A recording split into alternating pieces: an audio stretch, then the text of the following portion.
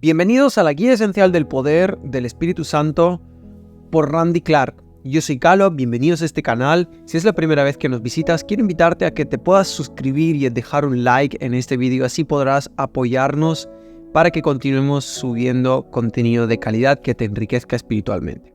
Primero de Juan, capítulo 4, versículos 4 al 5 dice: Ustedes, queridos hijos, son de Dios y tienen todo para vencerlos, porque el que está en vosotros es mayor que el que está en el mundo.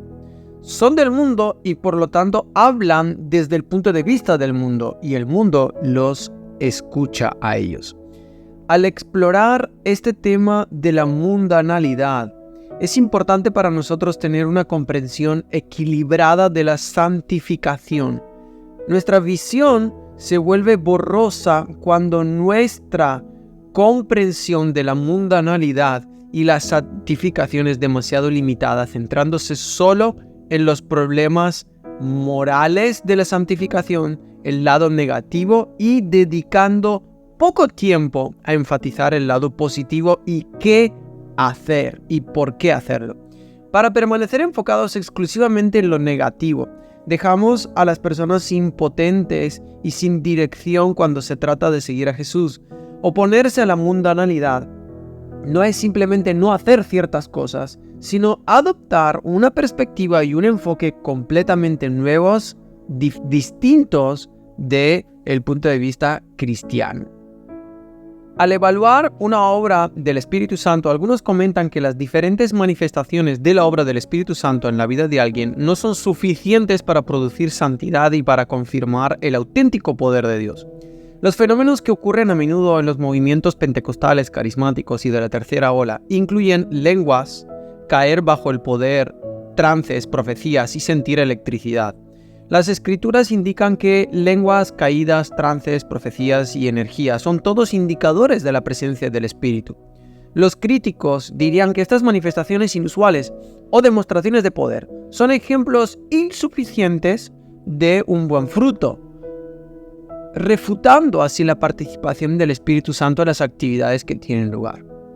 La debilidad de tal argumento con respecto a la santificación y la obra del Espíritu radica en limitar la obra del Espíritu al fruto de Gálatas 5, mientras ignora el fruto del que Jesús habló en Juan 14 al 16. En el capítulo anterior los categorizamos como el fruto del hacer y el fruto del ser. Oponerse a la mundanalidad no es simplemente no hacer cosas o ciertas cosas, sino adoptar una perspectiva y un enfoque completamente nuevos, diferentes de la vida cristiana.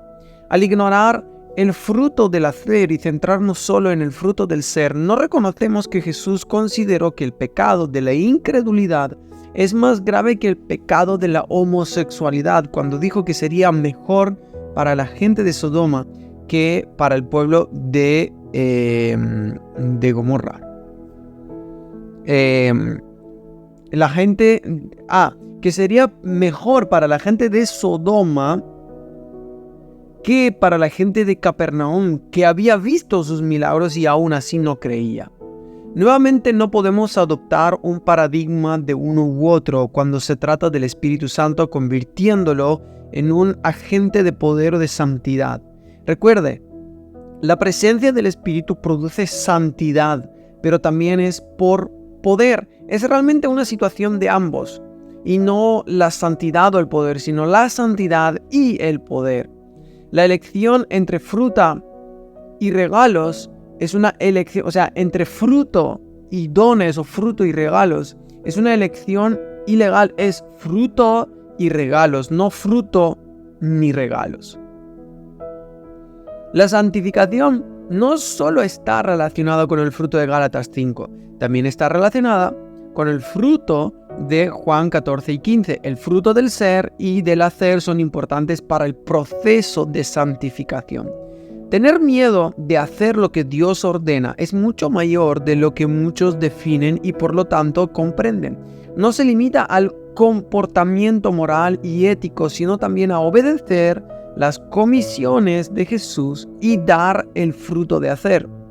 Las buenas obras de Efesios incluyen las obras posibles solo por la actividad del Espíritu Santo. El fruto depende de la obra del Espíritu Santo. Él da dones reveladores, palabras de conocimiento, de sabiduría, profecía y discernimiento de espíritus. Estas habilidades de gracia se usan para crear el don de fe habilitado por la gracia. La presencia del Espíritu produce santidad, pero es también por el poder. Este regalo de la gracia, a su vez, ayuda a liberar los regalos de gracia de poder, dones de sanidad y obrar milagros. La gracia de las lenguas también se puede usar para desarrollar sensibilidad, unción, coraje y fe para los dones de revelación, que a su vez liberan la clave de la fe para los dones de poder. ¿Cómo se oponen estos a la mundanalidad como los define Edwards?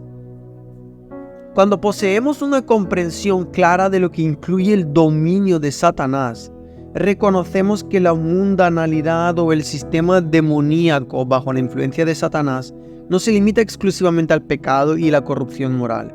Todas las obras del enemigo deberían ser objetivos de destrucción, ya que este era el mandato de Jesús. La razón por la que apareció el Hijo de Dios fue para destruir las obras del diablo en 1 de Juan 3:8.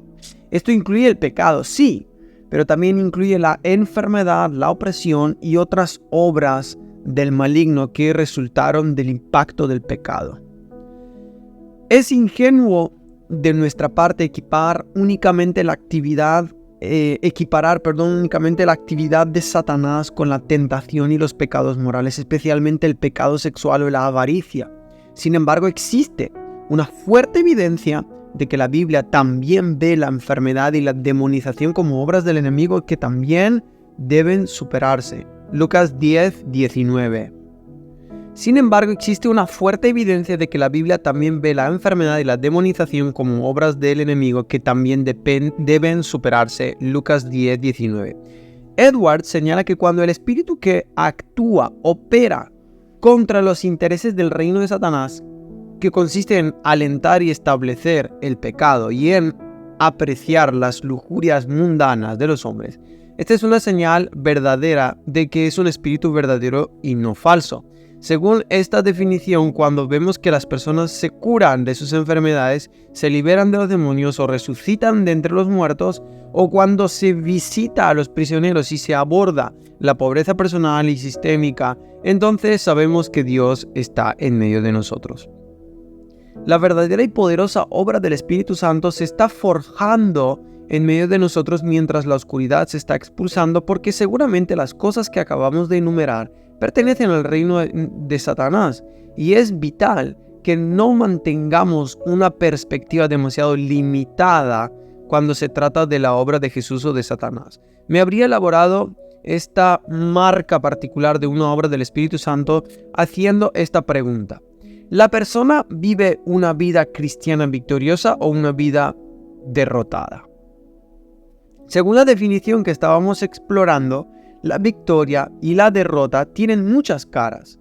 Es importante para nosotros reconocer esto. Sí, experimentamos la victoria cuando vencemos la tentación y resistimos el pecado. Del mismo modo, entramos en la derrota cuando cedemos a la tentación y cedemos al pecado. Sin embargo, estas no son las únicas expresiones de victoria y derrota para el cristiano. La victoria también se obtiene cuando liberamos el poder de Dios sobre la enfermedad o lo demoníaco y observamos cómo el Espíritu Santo rechaza esas expresiones de oscuridad. Al mismo tiempo, podemos experimentar la derrota cuando la enfermedad o las fortalezas están constantemente obteniendo la ventaja en nuestras vidas, y cuando luchamos contra ellas sin resultados, a menudo no somos conscientes de la autoridad que hemos recibido en Cristo y el poder, eso es, morar dentro de nosotros en la persona del Espíritu Santo. Se podría elaborar una lista de lavandería sucia de los pentecostales y carismáticos que se remonta a principios de 1900 y que nos lleva hasta el 21º siglo en la investigación del Congreso sobre varios conocidos ministerios carismáticos. Con base en esta supuesta evidencia, los críticos sostienen que los carismáticos son más propensos a caer en el error moral y la mundanalidad que otros evangélicos. Sin embargo, para probar adecuadamente este punto, tendrían que proporcionar evidencia científica de más irregularidades en el mundo pentecostal carismático que en el mundo evangélico fundamentalista. Además de tal evidencia, el crítico es culpable de extrapolar puramente de evidencia anecdótica, sin pruebas reales de que el porcentaje de pentecostales y carismáticos que caen en pecado sexual o pecados de codicia es mayor que tales pecados entre evangélicos y fundamentalistas. Invariablemente, esta línea crítica culmina con el Evangelio de la Prosperidad. Los críticos sostienen que una doctrina defectuosa, impulsada por Mamón, alimenta la falta de escrúpulos morales del movimiento carismático. Su razonamiento también sugeriría que las personas a menudo se convierten en movimientos carismáticos pentecostales, no debido a una experiencia legítima de salvación, sino porque fueron atraídos por la falsa seguridad de la riqueza, materialismo y mundanalidad. Esto parece ser un intento de negar la legitimidad del número de personas realmente convertidas en estos movimientos. Contrariamente a la opinión de algunos críticos, hay muchos movimientos pentecostales y carismáticos de rápido crecimiento que no abarcan la comprensión popular del movimiento de prosperidad, lo que conduce a la mundanalidad. Soy consciente de tal movimiento en Mozambique, que creo que es una de las mejores representaciones del cristianismo en el mundo. Los doctores del ministerio de Roland y Heidi Baker Iris Ministries definitivamente no abrazaría el Evangelio de la Prosperidad. Iris ha plantado más de 10.000 iglesias y ha llevado a más de 1 millón de personas al Señor. Los Baker representan un excelente ejemplo de comprensión de la obra de Cristo de una manera que no limita su obra a la salvación, sino que cree en la obra del Salvador resucitado, el que bautiza con el Espíritu Santo y quien es la cabeza de la iglesia. Comenzaron su trabajo solo con los dos, pero después de ser poderosamente tocados por el Espíritu Santo durante la bendición de Toronto, regresaron y reclutaron a 12 hombres. Construyeron orfanatos y siguieron una palabra profética que decía: Dios te dará a la nación de Mozambique, los ciegos verán, los sordos oirán, los cojos caminarán y los muertos serán resucitados. Durante el tiempo inicial en Mozambique, después de recibir esta profecía, muchas pruebas plagaron a los Baker. Definitivamente no parecía que la profecía se cumpliera. De hecho, parecía ser exactamente lo contrario. A Heidi le diagnosticaron esclerosis múltiple. Su esposo tenía malaria cerebral. Su hija tuvo malaria 3 veces. Su hijo estaba experimentando varios ensayos. El gobierno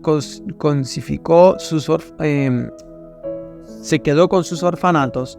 Perdieron el 90% de su apoyo y perdieron $1 millón de donaciones prometidas. Todas estas cosas ocurrieron dentro de los 18 meses después de que Heidi recibió la palabra profética. A pesar de las circunstancias, sin embargo, Heidi pudo mantener la fe en la palabra profética. Si alguien le preguntara cómo podría mantener su fe en la profecía, la respuesta es por el poder de Dios que instantáneamente respaldaba la palabra. Este poder fue tan fuerte que causó manifestaciones como el llanto, calor, sudor, energía que parecía electricidad, risas y en un momento la incapacidad de mover cualquier cosa debajo de su cuello. Fue esta confirmación de poder lo que le permitió creer en la profecía, cuando durante los primeros 18 meses parecía que sucedía lo contrario. Evidentemente, los Baker se aferran a un evangelio holístico. Iris Ministries cava pozos de agua, proporciona alimento a 10.000 niños cada día, ayuda a construir iglesias de barro y rocas, cuida a las víctimas del cólera, construye escuelas y clínicas y ha trabajado en la construcción de un hospital y una universidad. No ponen énfasis en recaudar dinero y nunca solicitan fondos. Son realmente lo opuesto al Evangelio de la Prosperidad. Sin embargo, creen en la sanidad, en los milagros y la provisión sobrenatural, todo mientras viven un estilo de vida simple y humilde. Tampoco son personas antiintelectuales. Ambos tienen un doctorado del King's College de Londres en teología sistemática y Roland tiene un título de doctor del ministerio de United Theological Seminary. Creen en el evangelismo de presencia, implicaciones del evangelio social, evangelismo de presentación, implicaciones del evangelio personal y evangelismo de poder a través de señales y maravillas. Sus vidas y ministerio indudablemente reivindican la posición continuista. El movimiento carismático es acusado injustamente de promover la mundanalidad al enfocarse en los elementos más carnales como señales, maravillas y manifestaciones que en un énfasis espiritual. Tal acusación proviene de una perspectiva casi gnóstica, ya que el evangelio es holístico en demostración, tanto transformando al hombre espiritual interior como liberando al mismo individuo del tormento demoníaco, la enfermedad y otros males causados por los efectos del pecado. Si bien hay ejemplos de carismáticos que han puesto un énfasis exagerado en asuntos mundanos, a saber la prosperidad, el cumplimiento de los deseos sensuales, tales son pocos y distantes cuando se miden al lado del colectivo global de carismáticos. La presencia permanente del Espíritu Santo le permite al creyente caminar en pureza, poder, santidad y demostraciones sobrenaturales como sanidades, lo profético, hablar en lenguas, etc. Jesús nunca presentó una situación de uno u otro cuando se trataba de los dones y el fruto del Espíritu. Es injusto caracterizar todo el movimiento carismático como mundano o perseguir exclusivamente placeres sensuales simplemente debido a los pocos, pero tristemente públicos y notables ejemplos de individuos y líderes que han sido atrapados en compromiso moral cuando se mide junto al gran cuerpo de carismáticos de todo el mundo, aquellos que propugnan un mensaje de prosperidad carnal o quienes han caído en la mundanalidad representan una minoría muy pequeña. Cuando se trata de resistir el reino de las tinieblas e identificar las obras de Satanás, no podemos limitar exclusivamente nuestra comprensión a tentación y límites morales comprometedores. El mismo Satanás que tienta es también el que aflige. Todas las obras de las tinieblas son creadas de la misma manera, y así como Jesús se manifestó para destruir las obras del diablo, ver Hechos 10:38 y 1 Juan 3:8. Así hemos sido autorizados y ungidos para identificar estos trabajos, resistirlos y finalmente destruirlos.